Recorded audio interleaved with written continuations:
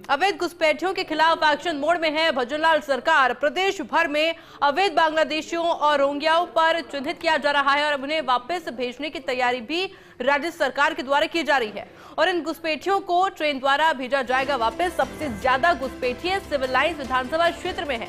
विधायक गोपाल शर्मा लगातार इन बांग्लादेशियों को वापस भेजने के लिए मुहिम चला रहे थे।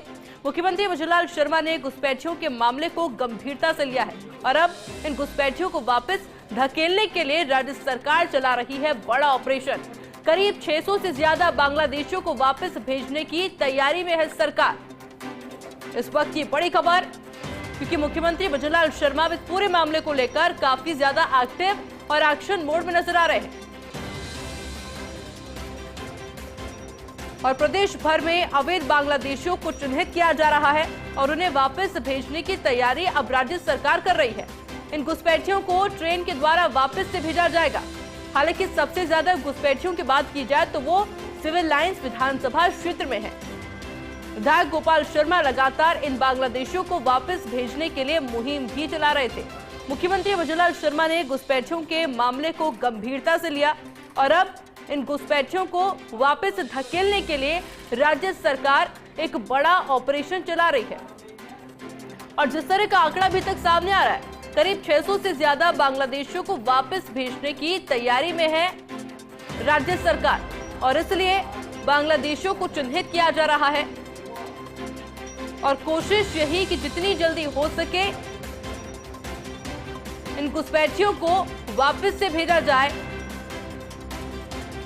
अभी तक का जो आंकड़ा है वो 600 का है कि इन 600 बांग्लादेशियों को वापस ट्रेन की सहायता से वापस भेजा जाएगा। और ये इस वक्त की बड़ी खबर, प्रदेश भर में अवैध बांग्लादेशियों को चिन्हित अब किया जा रहा है। उन्हें वापस भेजने की तैयारी में है राज्य सरकार और इन घुसपैठियों को ट्रेन के द्वारा वापस राज्य सरकार अब भेजेगी और इसलिए अलग अलग एरियाज को चिन्हित किया गया है। लेकिन इनमें जो सबसे ज्यादा आंकड़ा आया वो आया है सिविल लाइंस विधानसभा क्षेत्र का, जहां पर सबसे ज्यादा घुसपैठिए यानी कि बांग्लादेशी पाए गए हैं। हालांकि इससे पहले भी एक बार नहीं बल्कि कई बार गोपाल शर्मा इनको वापस भेजने की मुहिम चला रहे थे। इस मुद्दे को भी उठा चुके हैं।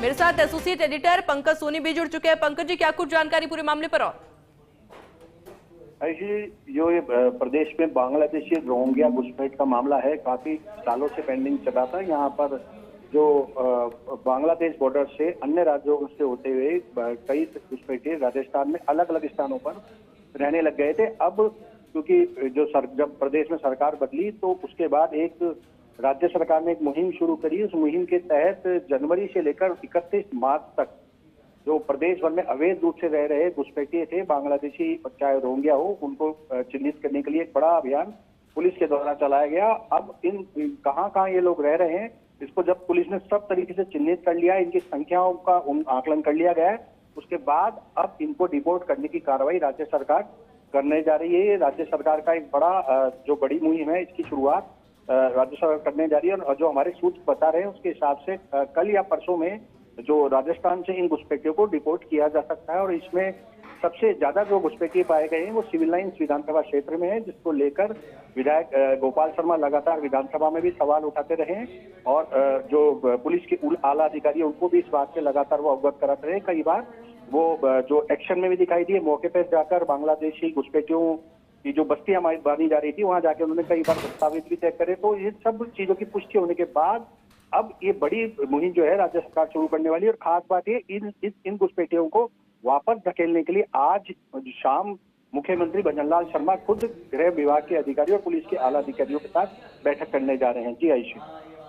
अच्छा पंकज जी, क्योंकि जब इन बांग्लादेशियों को वापस भेजा जाएगा तो क्या इनके द्वारा कोई विरोध नहीं जताया जाएगा, क्योंकि अब तो बड़ा गंभीरता से ले रही है सरकार भी?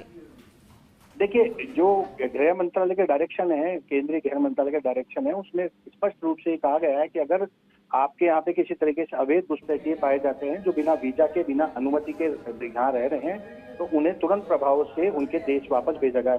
क्योंकि अब बांग्लादेश में जिस तरह की स्थिति है और जो अभी वर्तमान में जिस तरह की देश में स्थिति चल रही है उसको देखते हुए अब ये घुसपैठिए आने वाले समय में सुरक्षा व्यवस्था के लिए भारी खतरा हो सकते हैं। ऐसे में अब सरकार किसी तरह का कोई जोखिम लेना नहीं चाहती।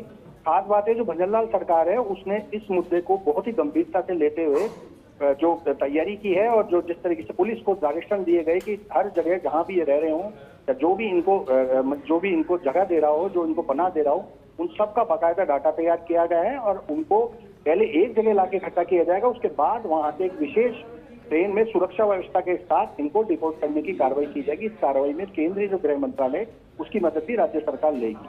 जी बिल्कुल पंकज जी, बहुत बहुत शुक्रिया आपका तमाम जानकारी के लिए।